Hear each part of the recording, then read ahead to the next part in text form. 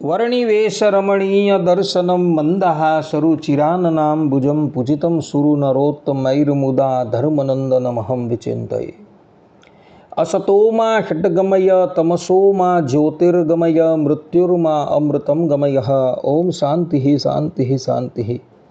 अस्मद्गुरु समारंभां नाथयामुनमध्यमां लक्ष्मीवल्लभपर्यन्तां वंदे गुरु परंपरा।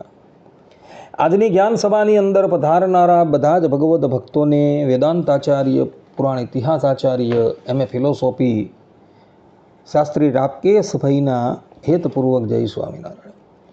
ભક્તો, આજની આ જ્ઞાન સભાની અંદર આપણે બધા કયા દિવસોમાં જગન્નાથ ભગવાનના દર્શન કરવાથી મનુષ્ય ભગવાનના ધામમાં જ જાય આ વિષય પર થોડી વાત શ્રવણ કરશું. તો બધા જ શ્રોતાગણો આ પ્રવચન એકાગ્ર મને કરીને શ્રવણ કર્યું.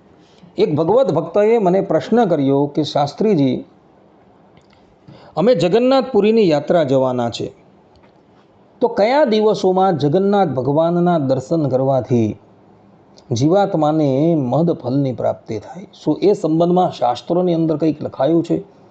ત્યારે અમે કહ્યું કે હા, શાસ્ત્રોની અંદર એ સંબંધમાં ઉલ્લેખ જોવા મળે છે.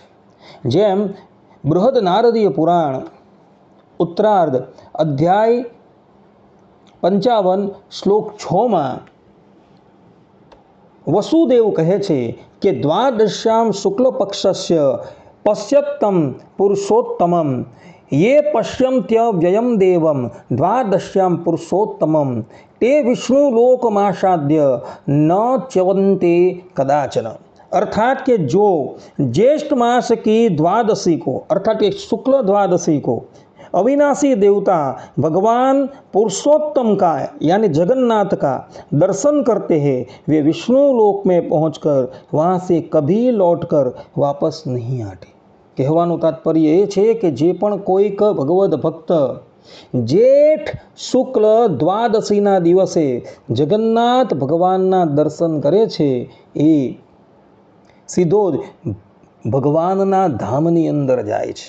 ભલે એ ગમે એટલો મોટો પાપી હોય છતાં પણ જેઠ સુધી 12ના દિવસે જો એ જગન્નાથ ભગવાનના દર્શન કરશે તો એ સીધો જ ભગવત ધામની અંદર જશે, એવું વસુ દેવતાઓ પોતાના સ્વમુખે કહી રહ્યા છે.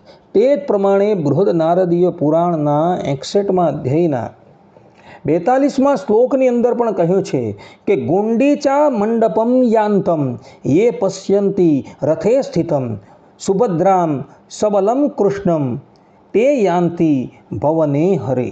अर्थात कि भगवान श्री कृष्ण, बलराम और सुभद्रा ये रथ पर विराजमान होकर जब गुंडीचा मंडप की यात्रा करते हैं, उस समय जो उनका दर्शन करते हैं वे श्री हरि के धाम में जाते हैं. जगन्नाथपुरी में अषाढ़ शुक्ल बीजना दिवसे रथ यात्रा निकले छे.